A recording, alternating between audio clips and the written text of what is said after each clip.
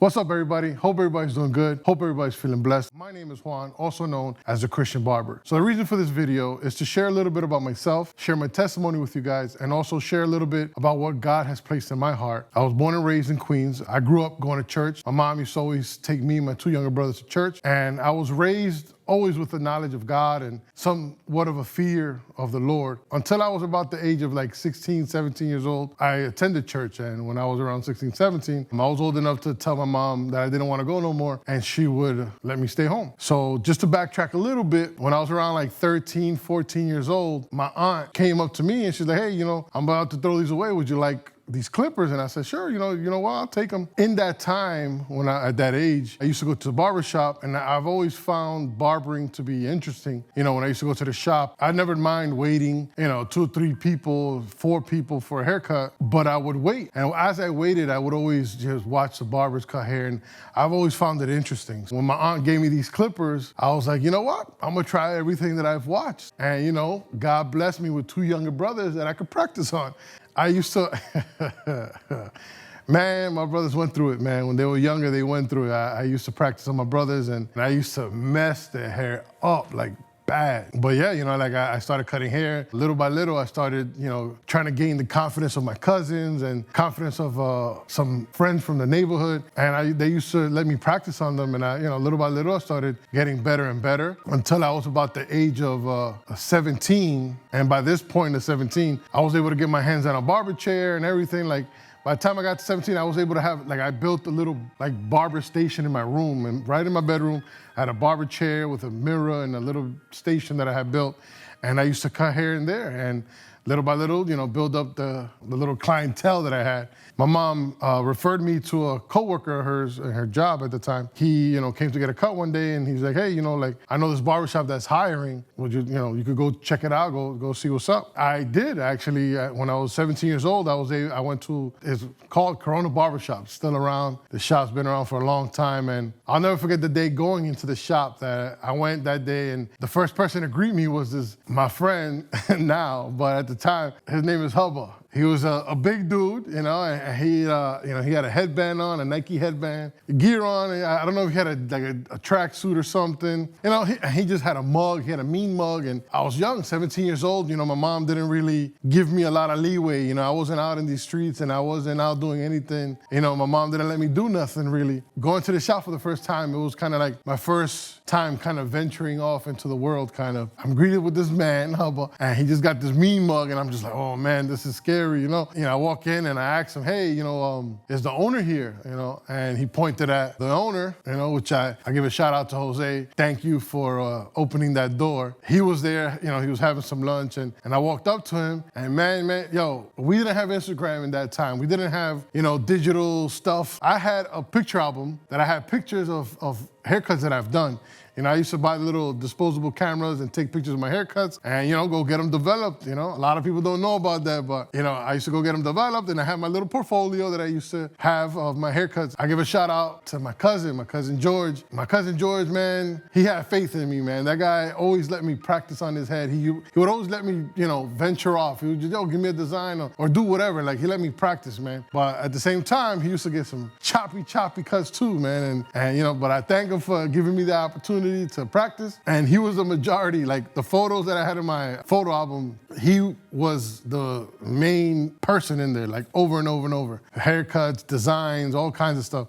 So I showed it to the owner. He liked the work, and he was like, if you want, you could come back tomorrow. You could start tomorrow. And I did, and I think it was on a Friday. I went, started cutting hair. First weekend passed. I worked Friday and Saturday. Man, at the age of 17 years old, I think I made $150. I'm like, yo, bro, I made $150 in 2 days of work. I'm in. I was sold on barbering. I was so whack. I was still whack. I thought I knew how to cut hair, but it wasn't until I started working in the barbershop that I realized, man, I'm whack. I got a long way to go. I ended up working in that barbershop for about a year. Everything came to an end because I went out one night with a friend of mine, and I got drunk for the first time ever. I didn't go home. My friend, told me to stay in his house, because I at the time I had a car, and he was just like, just stay in my house, and you can leave in the morning, because I couldn't walk, bro. I throwing up. I was a hot mess, man. First time drinking. At that time, it was like, yo, that was the worst. You know, like to tell my mom that I was drunk, that I didn't come home that night. You know,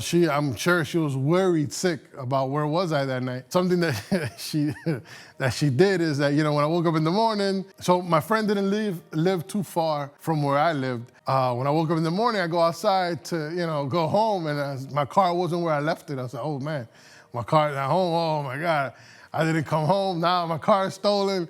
Oh, my mom's gonna kill me. My parents are gonna have a field day with me. Call my mom, and I'm like, Mom, I think they stole my car. And she's like, what? But, you know, she's, you know, what do you mean? And she put pressure on me. She was like, where were you last night? And asking all these questions, you know, my mom was pissed. Then she goes, I got your car. I took it. At the time, I used to have a 1988 Nissan 300ZX Turbo, T-top, two-seater, man, white. It's a car that stuck out. It was like a little race car. I'm sure my mom was probably just driving by. Who knows, maybe my mom was looking for me, worried about me. Came across my car, and she had the keys, and she took my car. And she said, no, I got it. Come home, you know, I'll go get you, whatever. And I went home, and she made me quit the barbershop. You know, she was like, heck no, I'm not gonna leave my son here with these guys. You know, they influenced him the wrong way. She got me a job in the hospital. She was working in the hospital. And I was there for like about a year working in the hospital. And by this time I was 18 years old and I'm an adult now. I wanted to quit the hospital, and my mom was like, you know, at this time she was like, hey, you know what? You know, you can do what you want. You're an adult now. So I quit the hospital and I went back to the barbershop. When I went back, it was different. You know, the guy who owned it at the time sold it to a family member, and then he was the boss. I want to give another shout out to my man, Dio. You know, I love you, you know, bro. I appreciate you. I always tell you this. Dio made me to the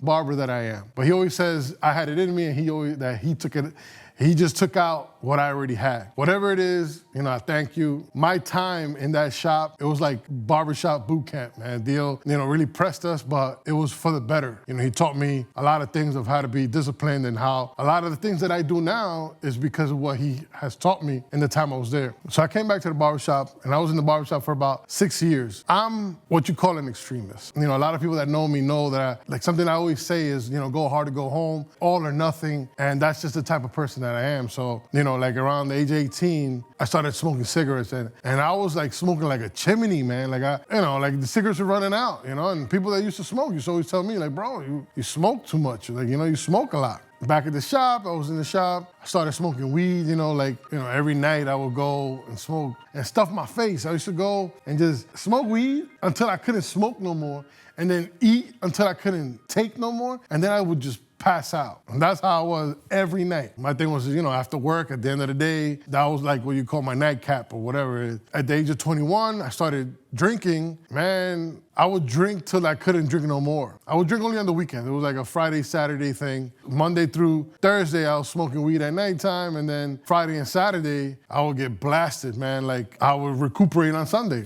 And whatever, you know, that was my life. That's how I lived my life. That's what at the time I was doing. I think I was about 24. At the age of 24, my mom had moved to Florida. She was out there with my little brother for about a year. She was like, hey, you know, maybe you should come to Florida, move to Florida. Like, her telling me was like, oh, this sounds like a good idea. I've never been to Florida. Like, I've been to Florida as a kid. Like, you know, when I was a child, my parents took me to Disney World, but I don't remember. But I never been to Miami. I never been to Florida. I never been to no. I had a little 1994 Acura Integra, little 4-door, man, and I loaded that thing up with everything I owned. I just drove out there, you know, parted my ways, said my piece to everybody. I had a crazy going away party that was nuts, and I was off, and I drove out to Florida, you know, went to meet up with my mom, and I was like, you know what, I'm gonna do this. When I got there, once again, I shout out Jose. Jose, when he sold his shop, he moved to Florida, and when I moved to Florida, that was my first, I knew he was over there. So he was the first person I was gonna go reach out to, like, you know, for work. You know, like, I'm a barber, I'm gonna go, I'm gonna go to who I know. And I showed up at his shop one day and I was like, yo, what's up, can I get a chair? And he said, of course, and I started working there. The money was so good, you know, and you didn't work as hard. Like in New York, when I was cutting hair in New York, man, I'd be there in the barbershop from 10 in the morning, sometimes to like 1 in the morning, cutting hair nonstop, crazy busy. And I go to Florida and I'm cutting hair from like, I think it's like 9 to 6 or 7. Like we never closed like later than like 8. 8 was like, whoa, you know, you're doing overtime. But I made way more money than I did in New York. And I loved it, man, in Florida with the beautiful weather and everything. I used to smoke 2 packs of cigarettes a day. I used to wake up, buy a pack of cigarettes, go to work, and then I used to buy a pack of cigarettes and then go home after work. The same routine of drinking every weekend till I couldn't drink no more. One night, I go home and I had my little routine. You know, like when I lived in New York, I used to smoke weed with friends. It's funny because when I used to live in New York, I didn't have to roll my weed. I didn't have to roll blunts or whatever, or my joints. I would always smoke with my friends that I used to smoke. But when I moved to Florida, I didn't have no friends to smoke with. So I had to learn how to roll. And I remember like when I first moved to Florida, I was having issues of how to roll because I didn't know how to roll. My routine every night, I would get home, I would get some food, I would get a movie, take a shower, roll my joints, and I would smoke, eat, and then go to sleep. And I was by myself. You know, Monday through Thursday, once again, Friday, Saturday, I would go out drinking with my friends, go out clubbing or whatever. One day, I go home, regular, same thing, you know, I go home, I cook food, I don't remember, I had a video game or a movie or something, took a shower, you know, did everything, smoked my weed, ate my food, enjoyed my night, and I went to bed, and I'm laying in bed, and like the thought runs through my mind while I'm laying in bed, where's your life headed? And I start thinking like, wow, you know, that's a good question. Where is my life headed? I'm thinking, you know, like about the way I live my life. It's like, all right, you know, like, so I smoke 2 packs of cigarettes a day, okay, which is not healthy. I eat like I don't care for myself. Like I eat, same way how I do everything to the extreme, I ate. Like I ate till I couldn't eat no more. And I would eat in exaggeration. That people always looked at me like, Dad, why'd you order so much or why'd you eat so much? At the same time, you know, like I would drink all my money away on the weekend. So I was like, I was either gonna die young or become homeless. I'm like, wow, you know, like I don't wanna end up like that. And man, I got off of my bed and I got on my knees and I started praying and I started crying to God, like, God, I don't wanna be like this. I don't wanna end up like this. Please, Lord, change my life. Like, man, and I started bawling out and I had this moment with God. You know, after I was done praying, sit up on my bed and I'm just sitting there and it's like, you know, I want to hear something Christian. Like I want to hear some Christian music or something. And I didn't have any, but I used to have a little radio on my nightstand, turn the radio on and I start going through the stations and I find a station playing Christian music. I don't remember the song, but man, the words felt like they were doing something in my heart. Something was going on, you know, as the songs were playing. I heard a few songs. I'm like, you know, I want to hear preaching. I want to hear something that has to do with the word of God or something. And I go and I find some guy who's preaching. Man, I'm telling you, I cannot make this up. It was like if the guy was in the room while I was praying, because he spoke about everything that I prayed about. Everything that I was feeling and everything that I was going through at that moment, he spoke about. And I was just like sitting there on my bed, looking at the radio like in awe, like, wow, like I couldn't believe what he was saying. Like, you know, like if he heard me and I'm in my room by myself. I went to sleep. When I woke up in the morning, man, I opened up my eyes and it was just something's off. Like I woke up just like no lie, just like that. Like the way how I'm looking, like looking around, that's how I woke up. And it was just like, whoa, what happened? A lot of us, I'm sure you guys, you have your train of thought. When you wake up, you know, you have your regular thoughts, you know, that you think about every morning. Mine weren't there. My thoughts weren't there. Like it was, something happened. Like if God just took my heart and my mind and put a new one. I want to share something. It might be a little too much information, a little TMI or whatever you want to call it. Smokers, a lot of smokers, use the bathroom in the morning and smoke a cigarette. That's like a habit. It's like number one thing. You smoke a cigarette, you know, that's the first thing you do. I used to do that every single morning. I used to go to the bathroom and use the bathroom and smoke a cigarette every morning. And a lot of smokers do that. That morning, it was gone. That morning, I didn't even think about cigarettes. It was like God took the thought of cigarette, everything. All my thoughts were not the same thoughts that I had before. You know, I went to work, a different person, and it got to the point where my friends at the shop that I worked at, they thought I was crazy, you know, like they all thought I was nuts. They were just, you know, who does that? Who just all of a sudden, you know, changes from one night to another. I didn't want to, you know, do the old things that I did. I didn't want to drink. I didn't want to smoke. I didn't want to go out and party. I didn't want to do nothing. All I wanted to do was, you know, like just be in the Word and look for God. You know, like I had this hunger for God and I just wanted to please God. You know, I started like, you know, trying to lose weight. I started eating better. I started trying to save my money. Started trying to live that life of a Christian and trying to please God with everything that I was at the time. One night I was at work cutting hair. My brother calls me and he's like, hey, you know, like, police took Dad to the hospital. My dad had a situation and stuff. I was just like in shock, like, like why did the cops take my dad to the hospital? And it was that my dad had an episode and they had to take him to the hospital. That night, I bought the last flight out of Florida back to New York. So I came back to New York to take care of my dad. At the time, my dad owned a few properties, and like I'm the oldest son. I came to try to help him out. And I was here for about like 3 months. And then I ended up opening up a barbershop with a friend of mine. And I was there in that shop for like about 3 years. And in that time that I was there, it's crazy because I used to burn CDs. I used to make mixtapes, not like DJ mixtapes, but I used to like get hip hop songs and songs that I thought were good. And I would put them on a CD, mixed up. However, it wasn't like just mixed songs on. I used to burn Christian movies, movies that I thought were impactful, that were helpful, and I used to give them to people. I used to give them to families, and anybody who came in the shop, I would always give them stuff. One night, one of my customers that calls me, and I'm home, I don't know what I was doing, and I'm just like, oh, what's up, man? This guy is crying, and he's like, yo, you know what, man? Like, yo, thank you for the CD you gave me. That movie was amazing, like, thank you so much for what you're doing. And I was just like, wow, like, I was like in awe of that phone call. For me, that's God telling me, you're doing the right thing, because there was many times where I thought, like, like, is this illegal what I'm doing? Like, it is illegal to make copies of movies and stuff. I wasn't selling them. I was just giving them away. That was like, for me, like God saying, you're doing a good thing. And I was there in that shop for about 3 years. As time progressed, little by little, I started kind of slipping off and dabbling again in the drinking and doing stuff that you're not supposed to. Started, going back and picking up my old habits again and, messing around, drinking and smoking. And, I parted ways from that shop. And then I ended up opening up another shop with another friend of mine. That shop, man, I loved it. That shop was great. Like I always think about that shop, those times were good in that shop. Money was pretty good there too, and it's true what they say, like when you open up a business, location, location, location. That shop had all the location, location, location. I was back to smoking 2 packs of cigarettes a day. I was back drinking like crazy. I even added another day. I would smoke weed Monday, Tuesday, Wednesday, and then I would drink Thursday, Friday, Saturday, and sometimes Sunday and recuperate on Monday. Ended up back in the deep end. This time around, I dabbled in other things that I told myself I would never touch. I messed with cocaine, ecstasy pills, and these are things I always told myself I would never touch. I would never do these things ever. One time, I don't remember exactly what it was. I know we hit a little bit of a bumpy road at the barbershop. I don't remember exactly what it was. I was telling my mom about it, and my mom, she's like, hey, we have this friend that, we have Bible study with. Would you like for her to come and pray for the barbershop? Would you like for us to come by and pray for the barbershop? And I'm like, sure, you know what? I've done the Christian thing before. Came over one night, and it was a Tuesday night. And I give a shout out to Elsa. I thank you for letting God use you. I probably wouldn't be here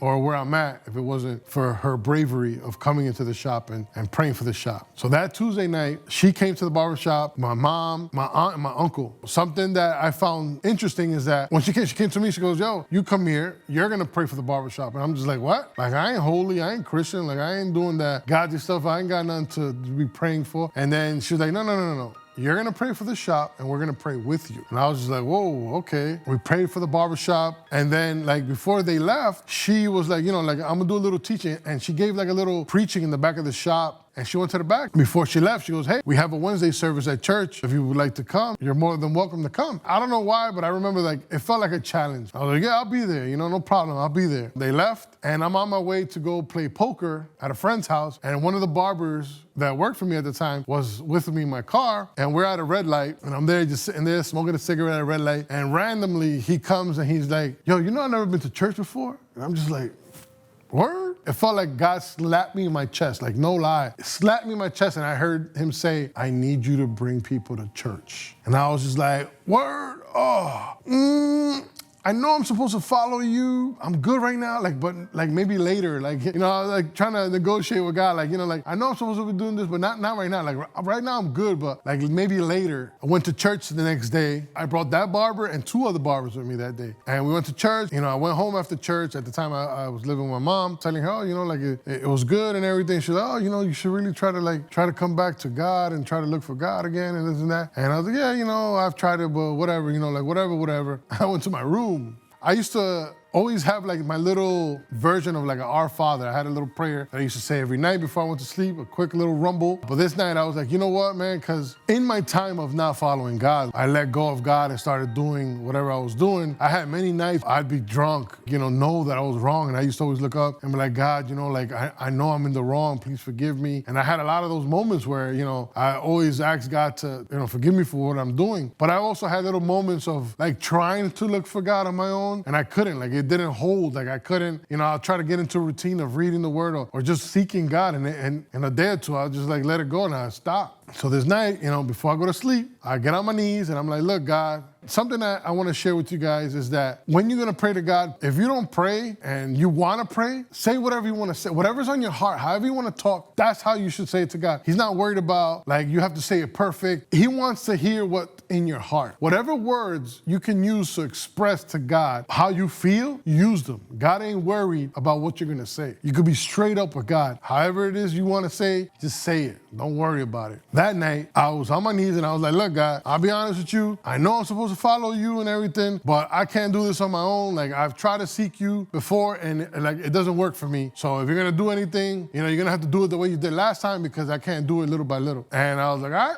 amen. And I went to sleep. When I woke up in the morning, I woke up with a smile on my face. I woke up, when I opened my eyes, I just smiled. I was like, oop, he did it again. Because this time I knew the feeling. Like my thought, my train of thought, once again, everything was gone. Wiped clean again. And I was just like, I woke up, God did it again. Transformed me for the second time. But this time around, I started attending the church that the lady used to go to, Metro Christian Center. It's important that if you're going to follow God, to root yourself in a good church. So you have a community around you that's going to help you look for him. They're going to help you seek him. They're going to help you with whatever situation you got going on.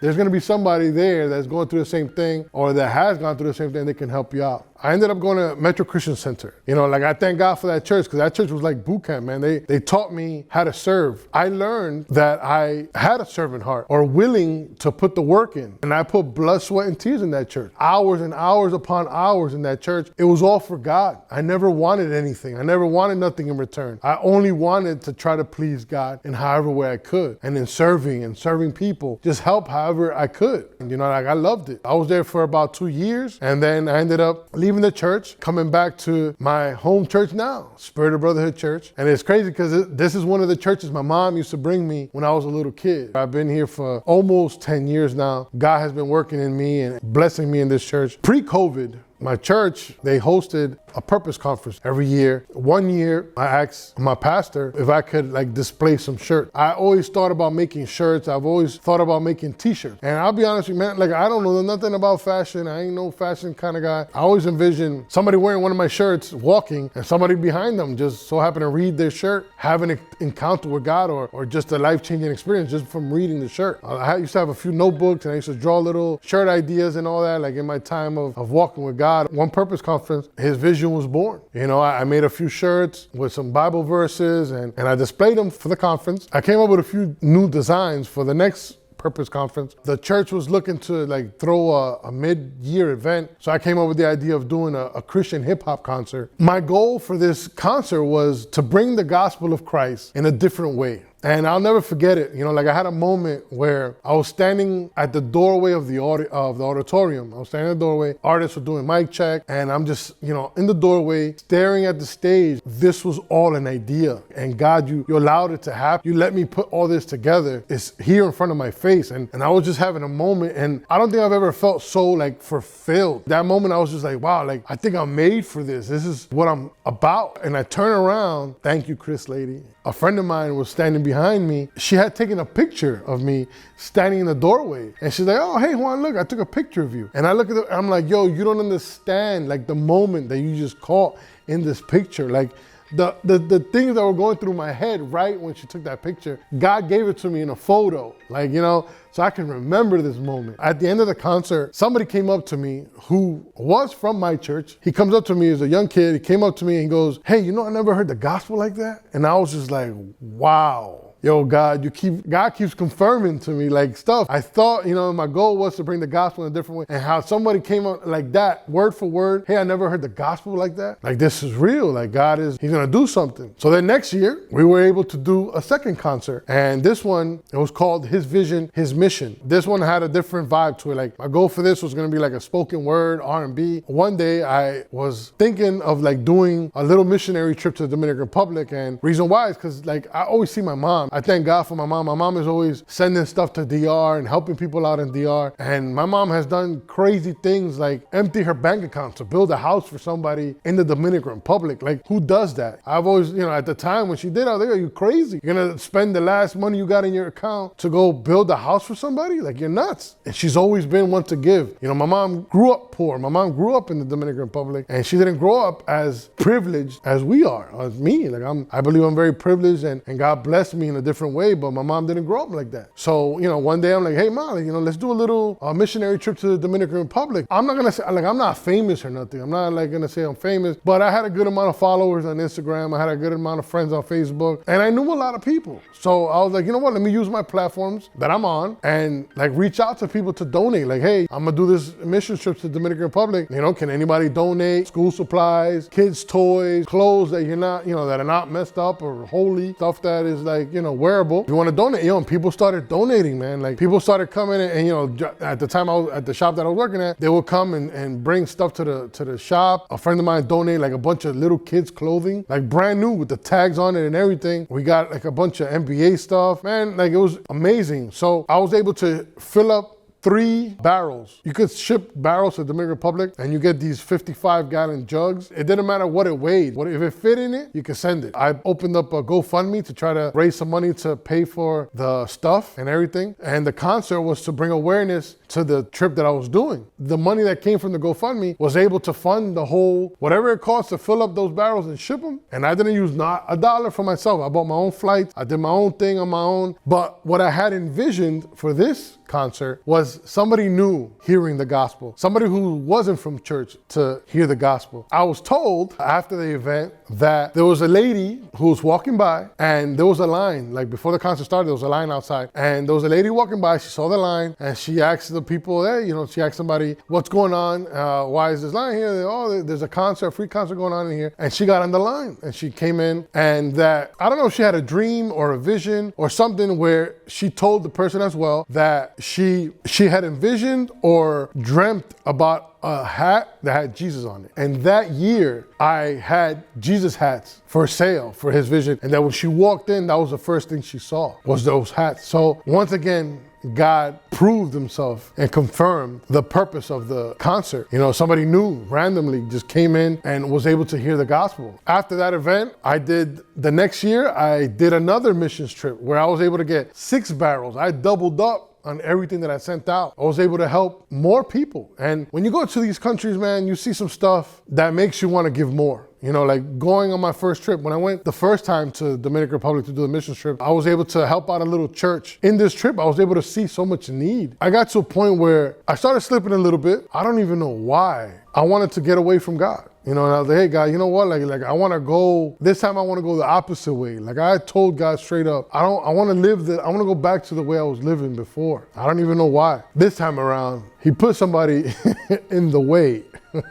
Instead of changing me or anything, he's like, I'm gonna put somebody in the way. She's my wife now. And before she was my wife, she would always send me preachings, like when I wasn't coming to church. Like I missed a lot of Sundays, and I would always say that I'm not feeling well. But honestly, I was just hungover. Always worried about my spiritual life. And she was always like helping me out and just being there for me like as a good spiritual friend. And I believe that God put her there because he saw that I was trying to walk away. And he's like, you know what, I'm gonna do something different. I ended up marrying her. I scooped her up and I married her, and it's been great since. We're about to be 2 years married now. But in that time, she's helped me a lot. She's guided me a lot, and God has used her big in my life. One thing she always does is that she's always bought me books, or she's always, she bought me Bibles and stuff. She had bought me a book I think it was before we got married. From Crackhead to CEO, Mike Liddell. I seen a commercial one time, I want this book, but I never bought it. My wife bought it for me. Like I said, I think she bought it for me before we got married. And now we're about to make 2 years. I never read the book. I never opened it. I never looked at it. It wasn't till like maybe 4 months ago that one day I was bored at home. And I'm like, you know what, let me read this book. And I grabbed the book, and man, that book was amazing. I recommend that book to everybody. Like, that book is really good. I don't think I've ever read a book so fast. That book was so good. Like, I read it so quick, I couldn't let go. At the end of the book, I felt like I connected with him. He goes to like a retreat that he didn't want to go to, and he experiences a deliverance. I was like, yo, I want this. So I told my wife about it, and then she was like, hey, like, there's somebody in the church that helps, that does deliverance. And I was like, hey, I made that phone call right away. I think it was even the same day that I finished reading the book. I made the phone call, hey, I want deliverance. They made it happen. They told me what I had to do, and I got ready for it. Like, I fasted before the deliverance, like before the date was, and I got ready for it. And it gave me like this new hunger to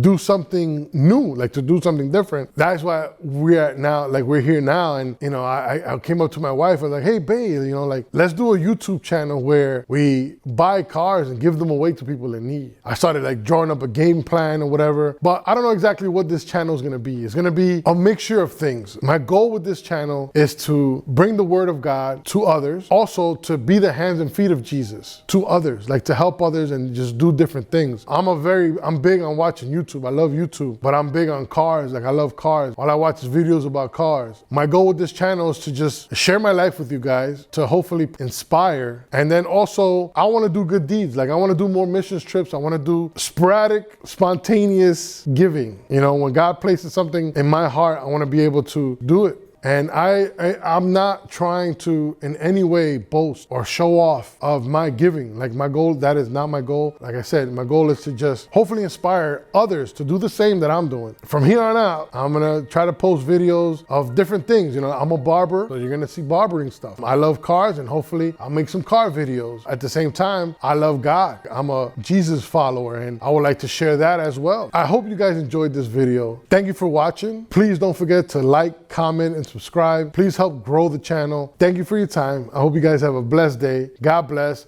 and peace out.